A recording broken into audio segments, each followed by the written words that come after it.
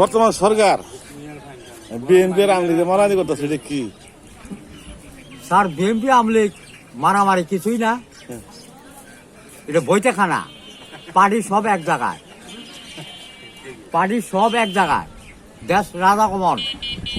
তাহলে যে সরকার চালাতেছে এটাই পালা চালাতেছে না বিএনপি পালা চালাবো? উল্লে বালা মন্দ স্যার এক জায়গায় থুবাইছে, হ্যাঁ এক জায়গায় থুবাইছে স্যার।